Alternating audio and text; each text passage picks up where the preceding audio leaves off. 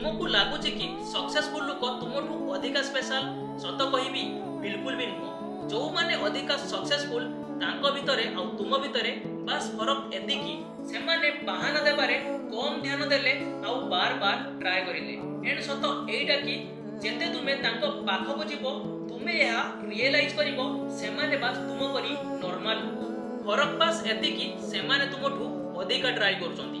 Gym रे जेमिति daily exercise रु muscle grow करे ठीक सेमिति लाइफ रे स्किल और सक्सेस ग्रो करे।